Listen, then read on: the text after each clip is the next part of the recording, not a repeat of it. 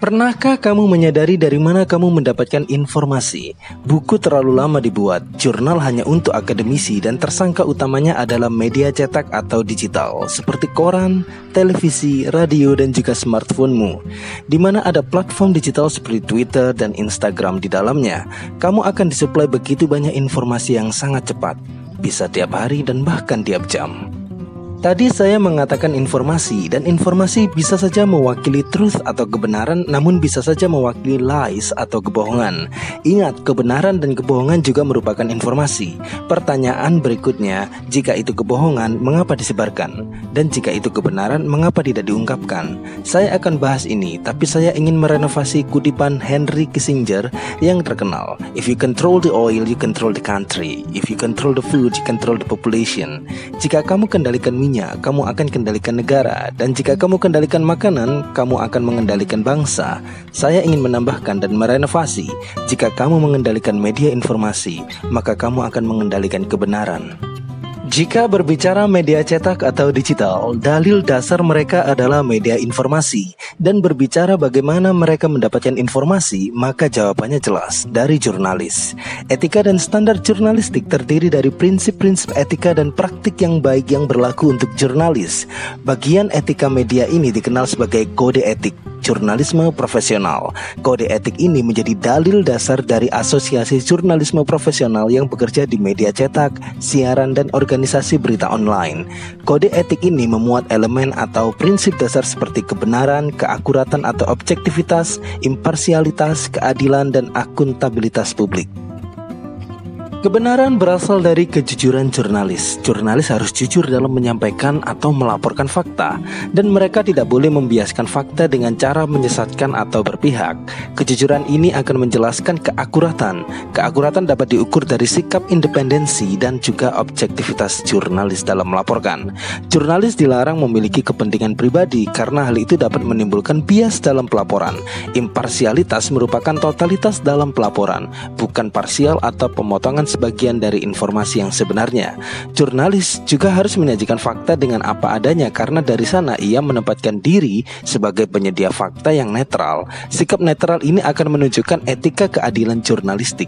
Dengan bersikap adil dalam mencari data dari fakta, subjek dari fakta, maka jurnalis tidak akan terjebak dalam keberpihakan. Akuntabilitas terkait status jurnalis yang harus kompeten dalam mengumpulkan dan menyajikan fakta, baik secara teknis atau metodis ataupun secara komprehensif atau pemahaman. Penting diingat, jurnalis bukan alat perekam, namun tracer atau penelusur jejak kebenaran informasi, dan ia membutuhkan wawasan dan orisinalitas diri. Terlebih, seorang jurnalis harus bertanggung jawab atas pekerjaannya sendiri, siap menerima kritik dan juga konsekuensi. Dari prinsip-prinsip dasar tersebut, mungkin kamu dapat menyimpulkan bahwa inti dari sumpah kode etik jurnalis adalah memaparkan berita secara jujur, objektif, dan apa adanya tanpa kepentingan siapapun. Ini yang menjadi dilema ketika jurnalis melaporkan berita dengan kode etik tersebut. Apakah perusahaan atau media tempat laporan tersebut diolah akan menghasilkan informasi yang polos, murni, otentis seperti yang dilaporkan oleh jurnalisnya? Jawabannya jelas, belum tentu. Hal ini dikarenakan media informasi dan berita bukanlah badan amal yang hadir secara sukarela untuk membantu kemaslahatan umat. Artinya, media informasi dan berita sebagian besar dimiliki dan dikuasai oleh pebisnis yang juga terafiliasi dengan partai politik. Singkatnya, media berita sangat berpotensi menjadi alat kepentingan, instrumen politik, dan bahasa kasarnya alat propaganda. Propaganda adalah kata benda dari propagate, yang berarti menyebar dengan cara diperbanyak. Awalnya kata ini digunakan oleh Gereja Katolik pada tahun 1622 sebagai bagian dari kontra-reformasi atau kongregasi untuk penyebaran iman. Kongregasi tersebut dalam bahasa Latin modern diistilahkan sebagai Congregatio de Propaganda Fide, disingkat propaganda. Kegiatannya ditujukan untuk penyebaran iman Katolik di negara-negara non-Katolik atau sebut saja misionaris. Namun dari tahun 1790-an, istilah ini mulai digunakan untuk merujuk pada propaganda dalam kegiatan yang lebih sekuler dan berkonotasi negatif pada pertengahan abad ke-19 karena digunakan dalam bidang politik dan kekuasaan. Dilihat dari sisi historisnya, ada redefinisi propaganda yang merujuk pada komunikasi untuk mempengaruhi audiens atau pembaca dan mempromosikan suatu agenda yang cenderung subjektif dan menyajikan suatu fakta secara selektif agar sintesis atau persepsi dari pembaca dapat dikendalikan. Biasanya menggunakan bahasa yang menghasilkan respon emosional daripada respon rasional terhadap informasi yang disajikan tentunya. Propaganda sering dikaitkan dengan materi yang disiapkan oleh pemerintah atau penguasa, akan tetapi kelompok aktivis, subversif, kiri, perusahaan swasta, organisasi keagamaan, media, dan bahkan individu juga dapat menghasilkan propagandanya sendiri. Artinya ketika kita menerima informasi, sangat berpotensi jika kita keracunan oleh suatu propaganda, dan itu tentu saja tidak disadari. Analoginya sama kayak kamu beli nasi pecel di warung A. Kamu tidak tahu kalau pecelnya ada boraksnya atau formalinnya sebelum orang lain membuktikannya. Masalahnya, ketika kamu sudah terbiasa makan pecel di sana, sudah akrab dan ramah, dan bahkan mau dijodohkan sama anaknya, mau orang lain bilang pecelnya ada boraks atau formalinnya, tetap kita tidak akan percaya dan kita akan menolak itu. Itulah propaganda. Kebohongan yang terus-menerus dikonsumsi akan menjadi kebenaran, tapi kebenaran yang bersifat ideologis atau keniscayaan, bukan yang analitis atau yang rasional. Prosedur penyebaran propaganda dan ideologi sekarang umumnya melalui media. Media di sini saya maksudkan sebagai media cetak dan juga digital seperti Fox, CNN, Al Jazeera, dan lain sebagainya, di mana semuanya dimiliki oleh suatu perusahaan. Kalau di Indonesia kamu mengenalnya TV One, Transmedia, MNC Group, dan lain sebagainya. Semuanya dimiliki oleh pihak swasta. Jika media digunakan untuk menyampaikan pesan propaganda, maka mungkinkah mereka menitipkan suatu kepentingan di balik penyebaran informasi yang harusnya objektif? Jawabannya sekali lagi sangat memungkinkan. Bahkan sekarang di era digital free floating, media saat ini telah memunculkan suatu mode baru, propaganda komputasi yang menyebarkan propaganda melalui penggunaan buzzer. Sebelum saya bahas secara teoritis, saya ingin membuka mata kita semua. Di dunia internasional ada beberapa perusahaan media yang sangat besar. Kamu bisa lihat sendiri pada gambar. Semuanya adalah media besar dan pasar mereka adalah internasional. Mulai General Electric sampai CBS, mulai berita NBC, Fox, ESPN, CNN, dan lain sebagainya, sampai media hiburan seperti Universal Pictures, Pixar, Paramount, Warner Bros, dan lain sebagainya. Dari berita serius sampai pertunjukan drama di televisi, semuanya dimiliki oleh perusahaan swasta, dan perusahaan swasta tersebut pasti dimiliki atau dikelola oleh seseorang. Mungkinkah mereka berkepentingan? Baik, coba mundur sedikit beberapa tahun ketika Pilpres di Indonesia berlangsung. Apa kamu pernah menonton dua stasiun berita dari TV One dan Metro TV atau MNC? Apa kamu menyadari mengapa tiap stasiun melaporkan berita yang berbeda? Satu menginfokan kemenangan Capres A dan satunya menginfokan kemenangan Capres B. Ada favoritisme yang mengangkangi kode etik jurnalisme, dan itu yang sering terjadi. Dalam konteks tadi, perbedaan informasi tersebut terjadi karena pemilik media tersebut terafiliasi dengan partai politik dari masing-masing calon pasangan yang didukung.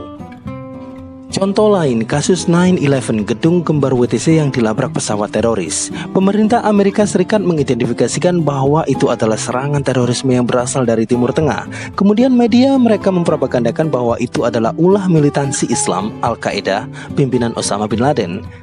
Dari sana pemerintah Amerika memiliki alasan untuk melakukan infiltrasi ke Timur Tengah. Bahkan sampai tewasnya Osama bin Laden pun, Amerika masih saja mangkal di sana dan bahkan menyebarkan propaganda bahwa Timur Tengah adalah sarang kembung teroris dan militer Amerika adalah satpam penjaga keamanan dunia. Propaganda tersebut juga diperketat dengan adanya film-film yang diberi bumbu based on true story tentang heroisme atau kepahlawanan tentara Amerika yang berjuang di Irak dan tangguhnya militer Amerika dalam penyergapan dan pelumpuhan Al-Qaeda.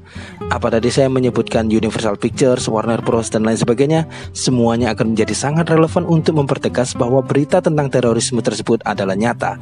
Lucunya, selang beberapa tahun, beberapa pihak intelijen dan bahkan Donald Trump mengakui bahwa penyerangan Osama bin Laden adalah kekeliruan. Bagaimana tidak keliru? Bahkan ada jurnalis yang mewawancarai Osama bin Laden bahkan sebelum intelijen Amerika menemukannya. Canggih bukan? Kalau sudah berbicara mengenai informasi dan manipulasi, semuanya serba munafik. Ada juga media yang mengatakan bahwa serangan 9/11 bukanlah Al-Qaeda. Juga Hillary Clinton juga pernah menyatakan bahwa ISIS adalah buatan Amerika. Kehadiran berita tandingan dan pertentangannya adalah upaya pergeseran kepentingan politik. Informasi adalah aset, brand atau merek adalah trust. Inilah yang membuat Barat mendominasi. Sebagai catatan dalam kajian postkolonial, dampak terbesar penjajahan bukanlah kehilangan aset bumi atau manusia, melainkan mengakarnya sifat inferior terhadap bangsa penjajah. Seberapa banyak dari kita, warga Indonesia, yang selalu mengagungkan Barat? Ingin kuliah ya di Barat, punya barang ya harus barang branded Barat. Barat memberi standar di dunia seolah-olah mereka yang paling benar. Bisa saja di mulut kita berteriak NKRI harga mati, tapi hati kita selalu merendahkan produk lokal. Media Barat seperti Fox, CNN selalu dianggap kredibel, padahal mereka juga pernah melakukan politik kepentingan seperti kasus 9/11. Brand mereka adalah produk penjajahan dan parahnya, mereka juga membuka cabang di berbagai negara, misalnya di Indonesia, ada CNN Indonesia. Jadi sudah paham bagaimana politik dan kekuasaan di dunia media informasi. Sama seperti yang kita semua alami di masa pandemi COVID-19. Banyak media yang selalu menggunakan WHO sebagai rujukan atau referensi utama atau standar. Padahal WHO juga organisasi yang didanai sebagian besar oleh pihak swasta. Emang kenapa sih kalau dikuasai oleh pihak swasta? Swasta selalu mencari untung, itu dalilnya. Logikanya, jika WHO adalah badan independen, maka ia adalah badan amal yang akan menggratiskan apapun untuk dunia kesehatan dan tidak akan mengkomersilkan apapun, terutama vaksin.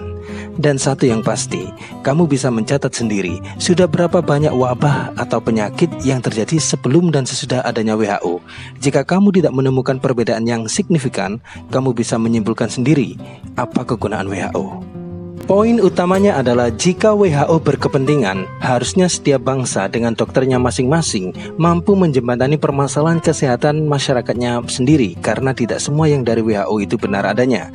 Misalnya, kasus Dr. Siti Fadila yang menolak perintah WHO terkait flu burung di sekitar 2005, dan nyatanya tanpa mengikuti perintah WHO, Indonesia aman dari flu burung. Lantas mengapa sekarang COVID-19 menjadi sangat heboh dan sangat masif? Jawabannya ada pada media. Saya akan jelaskan bagaimana cara kerja media memanipulasi tanpa menipu, seperti pencuri tanpa mencuri atau pacaran tapi nggak dinikahin. Wehehe. Dalam penulisan berita biasanya menggunakan teks eksposisi. Teks eksposisi memiliki tujuan utama, yaitu menyampaikan suatu gagasan secara persuasif. Persuasif artinya ada bujukan atau dorongan. Bagian teks eksposisi adalah ide utama, argumen dan data, lalu reiteratif atau pengulangan ide utama yang menekankan urgensi. Saya beri contoh.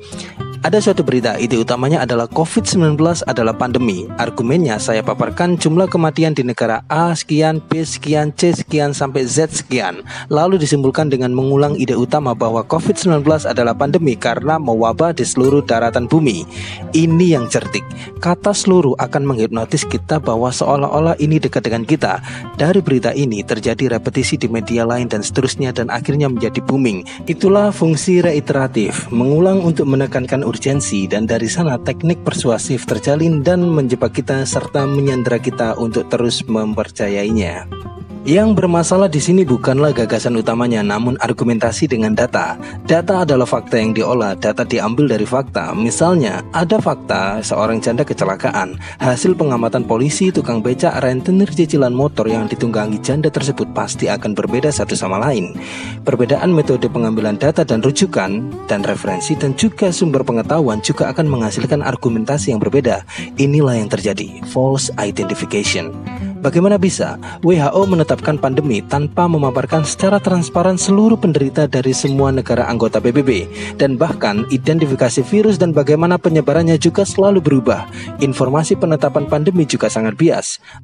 Apa Anda pernah mendengar penderita dari Kutub Utara, Israel, Kepulauan Faru, Tahiti, atau bahkan negara-negara yang bahkan kamu sendiri belum pernah mendengarnya?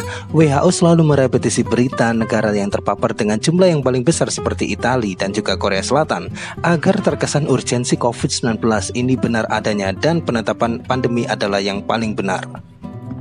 Hal yang lebih parah adalah ketika media lokal memperkeruh keadaan dengan hanya mencomot berita tanpa bertanggung jawab apakah ini menciptakan bias di masyarakat atau tidak. Kamu pasti pernah menjadi korban media di mana ada berita yang mengatakan bahwa COVID-19 tidak menyebar lewat udara. Lalu berikutnya hadir berita COVID-19 menyebar lewat udara. Katanya tidak lewat seks, lalu ada yang bilang lewat seks. Bahkan ada yang bilang lewat kentut. Ini kan gak ngena. Semua pernyataan tersebut ditopang oleh argumentasi bahwa ada penelitian, biasanya dari luar negeri, yang mengklaim itu. Hanya orang tolol yang percaya suatu penelitian, bukan pembuktian massal. Itu hanya penelitian, belum ditetapkan sebagai suatu pembuktian yang paling nyata. Itu sama kayak kamu bilang cinta terus bilang nikahnya tahun depan, lantas kamu percaya begitu saja. Sekali lagi, Universitas Barat adalah brand. Ia akan menghipnotis dan membuat kita trust tanpa adanya fakta. Dalam logika Pierre Bourdieu, seorang filsuf dan sosiolog Prancis, informasi bisa menjadi modal kekuasaan sejauh ia dirangkum oleh kekuatan simbol. Universitas di Barat sudah memiliki brand, sudah memiliki simbol, jadi meskipun hasil penelitiannya keliru, orang akan tetap percaya mereka. Itu sama kayak ayam goreng McD, meskipun kamu bilang banyak micinnya dan kemahalan, orang akan masih tetap ke sana. Itulah kuasa simbol. Jangan tanya mengapa ganja boleh di negara X dan dilarang di negara Z. Boleh digunakan untuk A dan dilarang untuk B. Semua adalah disiplin. Bukankah wacana dalam narasi besar yang ditampilkan oleh media massa dan seperangkat instrumennya sampai wilayah agama adalah kekuasaan? Dan kekuasaan serta disiplin itu selalu relevan. Mungkin kamu perlu belajar tentang narasi besar dari pemikiran Jean-François Lyotard dan wacana dan kekuasaan dalam pemikiran Michel Foucault. Kembali pada konteks teknik penulisan jurnalistik. Banyak trik dalam penulisan headline berita di media yang kita konsumsi. Misalnya, Presiden Jokowi meluncurkan ventilator, padahal pembuat ventilator adalah orang lain. Harusnya kan ditulis Presiden Jokowi meresmikan peluncuran ventilator. Pergeseran atau penghilangan satu kata juga akan mempengaruhi suatu persepsi. Presiden Jokowi meluncurkan ventilator akan memberi kesan bahwa presidenlah yang berjasa, bukan rakyatnya. Misalnya seperti itu. Tentu banyak media yang menggunakan trik tersebut, dan tidak semua masyarakat mampu menelusuri trik media tersebut. Sekali lagi, media tidak berbohong. Media tidak pernah berbohong, namun mereka tidak pernah berkata jujur secara total. Itu dalilnya. Banyak hal yang harus dibicarakan terkait media dan perilakunya terhadap reaksi masyarakat, dan itu tidak akan tuntas untuk dibahas di sini. Pada saat ini, media sosial membuka penjara vokal masyarakat sehingga kedekatan media dengan masyarakat tanpa seleksi pada kolom komentar membuat semuanya menjadi semakin bias. Antara kebenaran dan hanya sekitar luapan emosi, ada yang hilang dari batas rasional dan sentimental, fakta dan propaganda semuanya menjadi kacau. Kebebasan berbicara tanpa mediasi justru menjadikan kebebasan tersebut sebagai ajang betapa rendahnya literasi masyarakat. Menurunnya minat membaca akan meningkatkan minat berkomentar tanpa wawasan yang jelas. Semua bersahut seolah-olah menjadi mahir di bidang yang ia bicarakan. Dari kekacauan tersebut, yang mendapatkan untung siapa? Jangan tanya itu, kamu pasti sudah tahu. Jika kamu membuat suatu akun media berita dan beritamu memicu banyak komentar, apa kamu tidak akan mendapatkan keuntungan? Tidak ada yang benar-benar netral, bahkan pihak oposisi juga nantinya akan menjadi pihak mainstream dengan pola berbeda. Kekuasaan dan media berlanjut, hanya metodenya yang berbeda. Semua media pasti memiliki political interest. Bukan hanya media group, individu juga memiliki interestnya masing-masing atau kepentingannya masing-masing. Saya ambil contoh Najwa Shihab. Ketika ia keluar dari Metro TV, ia mengatakan bahwa alasannya adalah masa tayang Mata Najwa berakhir. Namun selang beberapa tahun, ia hadir dengan Mata Najwa di stasiun TV yang lain. Bahkan ia hadir pula dengan TV-nya sendiri, Narasi TV. Bukan hanya Najwa, saya rasa semua individu atau kelompok pasti hadir dengan suatu kepentingan. Entah kepentingan di atas kepentingan, kepentingan pribadi, kepentingan finansial, kepentingan politik, kepentingan popularitas, kepentingan narsistik, dan lain sebagainya. Yang pasti, sejauh masyarakat kurang literasi, sejauh itu pula masyarakat kurang bisa dan kurang kritis membaca suatu teks di media, dan mereka akan terjebak pada suatu fanatisme. Dan dari sana media menampilkan sisi piciknya yang penuh manipulasi, yaitu mencari keuntungan. Saya secara pribadi tidak meyakini adanya konspirasi kaum Illuminati, penyembah Dajjal atau iblis atau apalah. Saya hanya meyakini bahwa ada yang berkonspirasi dengan memanipulasi teks di media dengan suatu kepentingan, utamanya demi kepentingan ekonomi dan kekuasaan. Dalam logika Slavoj Žižek, seorang filsuf Slovenia, media adalah instrumen untuk memaku ideologi dalam setiap orang. Bahkan orang itu akan tetap melakukan meskipun ia tahu bahwa ia sedang dibodohi. Itulah fungsi ideologi. Berita dari media X yang dianggap kredibel akan selalu menjadi idola dalam alam tak sadar seseorang, terlepas itu benar atau salah. Inilah fanatisme. Fanatisme ini sering terjadi di media dan bahkan individu, mulai para fanatis Rocky Gerung, Najwa Shihab, Budiman, Ridwan Kamil, Ganjar Pranowo, Prabowo, Joko Widodo, Marty Kuwawik, dan lain sebagainya. Dalam istilahnya rolong part, pada mulanya mereka semua hadir sebagai suatu tanda dari suatu gagasan atau pemikiran yang kritis, namun akhirnya mereka bermutasi menjadi mitos belaka, mitos fanatisme dan ideologisasi. Yang cukup menggelitik adalah fanatisme masyarakat Surabaya pada wali kotanya, Tri Risma hari ini. Bahkan cek-cek sang wali kota dengan Gubernur Jawa Timur, Khofifah, menjadi ajang sorak-sorak penggemar sang wali kota. Padahal secara hukum, politis, dan bahkan etika, harusnya sang wali kota tidak perlu meluapkan diri secara emosional di depan publik, yang justru secara objektif menjelaskan kelemahan beliau. Poin utama di sini adalah tidak semua pakar itu benar, tidak semua peneliti itu benar, tidak semua akademisi itu benar. Karena setiap bacaan ada misinterpretasi atau salah tafsir, setiap penelitian ada kesalahan data, dan tentu saja kita semua harus terbuka pada apapun dan siapapun yang berbicara dengan data tandingan, bukan melulu meyakini menghamba totalitas atau fanatisme. Tentu saja media memiliki segala instrumen untuk membuat ini menjadi lebih baik. Namun apakah media mau melepaskan kekuasaannya demi kepentingan publik? That's the question. Dunia digital saat ini seperti realitas disruptif, dunia yang kacau bukan karena tidak adanya informasi, namun terlalu banyak informasi yang dikonsumsi. Hal ini dikaitkan dengan bebasnya orang mengakses dan membuat medianya sendiri, mulai di YouTube sampai di Instagram. Dulu orang ingin mengetahui kehidupan pribadi artis harus melalui remote TV, namun sekarang tinggal membuka akun Lambe Tura misalnya, sudah dapat mengakses rumor dan gosip tentang selebriti. Ketika semua menciptakan medianya sendiri, pembaca akan menjadi korban. Namun saya akan melihat ini sebagai suatu pivotal point. Analoginya seperti ini, ketika orang terlalu banyak makanan di hadapannya, ia akan menjadi enak melihatnya. Sama seperti ketika masyarakat tidak menuruti pemerintah dan medianya, itu merupakan reaksi primitif dari menimbunnya informasi yang simpang siur, yang membuat orang menjadi jenuh dengan informasi itu sendiri.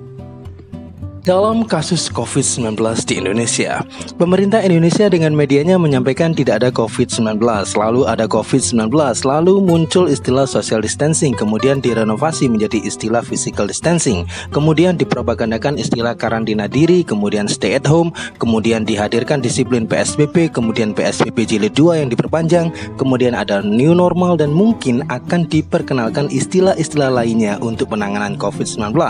Tidak ada yang pasti dan semuanya akan selalu berubah.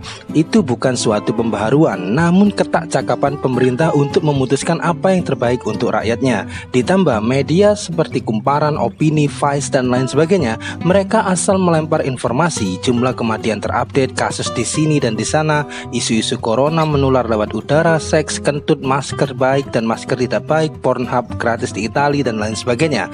Informasi mulai rempah-rempah, jahe, temulawak, lemon, sampai ganja yang bisa menyembuhkan COVID-19, itu semua berasal dari salah satu peneliti. Kemudian hasil penelitiannya dipublikasikan tanpa diuji kompetensi dengan penelitian yang lain, dengan data yang lain dan sampel yang lain dan subjek yang lain, dan mereka asal mencomot berita itu untuk publikasi dan konsumsi untuk publik. Kita adalah sandera informasi. Coba tengok saja data jumlah pekerja ter-PHK akibat COVID-19 dari Kadin Jakarta Pusat mencatat sebanyak 6 juta. Itu angka 3 kali lebih besar dari yang didata oleh Kemnaker. Bapen Nasri juga sebelumnya mencatat ada sekitar 3,7 juta. Itu badan pemerintahan yang mendata. Masih tanya tentang validitasnya. Itu saja masih berubah-ubah dan berbeda-beda tiap instansi. Media luar negeri dan bahkan WHO atau media apapun tidak akan mencakup totalitas kebenaran. Mereka melaporkan info korban PHK namun bukan jumlah yang pasti. Saya jadi ingat bagaimana peneliti luar disertai WHO dan peneliti dari universitas asing menuduh Indonesia telah salah karena tak mampu menemukan korban COVID-19. Ini kan lucu, bangsa lain meragukan kita dan kita mempercayai apa yang mereka katakan. Betapa inferiornya mental kita, bahkan kita tak percaya pengetahuan dokter Indonesia itu sendiri. WHO dan berbagai media juga memberitakan bahwa Jepang dan Amerika menggunakan obat malaria dan berhasil. Namun sekarang tiba-tiba dilarang menggunakan obat malaria karena alasan belum diuji. Indonesia sudah menggunakan kloroquine, awalnya diperbolehkan, kemudian dilarang. Dulu masker untuk orang sakit, sekarang semua disuruh menggunakan masker. Terlalu banyak perubahan, terlalu fluktuatif, semakin menunjukkan bahwa agensi yang dipercaya pun juga tidak pasti. Lantas mengapa tiap bangsa harus mengekor? Ini bukan hanya urusan kesehatan, kesehatan, pasti ada politik di baliknya. Ini logikanya sama ketika kamu sehat namun dokter bilang kamu sakit. Dokter bahkan lebih tahu tubuhmu daripada dirimu sendiri. Tentu saja dokter mendapatkan laba dari sakitmu. Jika kamu tak sakit, kamu harus sakit agar kamu memeriksakan diri dan membeli obatnya. Jika obat atau vaksin itu memiliki nilai jual, niscaya suatu saat nanti akan ada pandemi versi yang lain. Supply dan demand, hukum ekonomi dasar. Amerika menjadikan perang sebagai bisnis, menciptakan kekacauan di daerah lain dan menjual senjata di sana. Politik internasional memang kejam dan media adalah instrumen ideologisnya. Saya tidak akan menuduh media berpihak siapa, namun saya justru mencurigai watak asli media, bahwa mereka sedang mengejar jam tayang berita sehingga akan menampilkan update berita apapun yang penting memancing minat baca, meski dampaknya adalah keraguan masyarakat terhadap penanganan kasus atau melawan pemerintahan atau melawan siapapun. Ya, kembali lagi, semua hanyalah bisnis. Semakin banyak dibaca, semakin banyak iklan. Semakin banyak iklan, bisnis tetap berjalan. Mungkin yang berkonspirasi adalah kita, karena kita berkonspirasi untuk muak dengan berita yang asal comot. Apalagi jika ada istilah penelitian dari Universitas X di Barat. Jika ada vaksin gratis, percayalah, tidak akan ada bisnis kotor di sana. Dan saya yakin ahli virologi Indonesia cukup mampu meneliti dan menciptakan penawar bagi bangsanya sendiri. Asal media pemerintah berani kembali menolak tawaran dunia yang merugikan bangsanya sendiri. Rakyat bukan bakso borak, bos.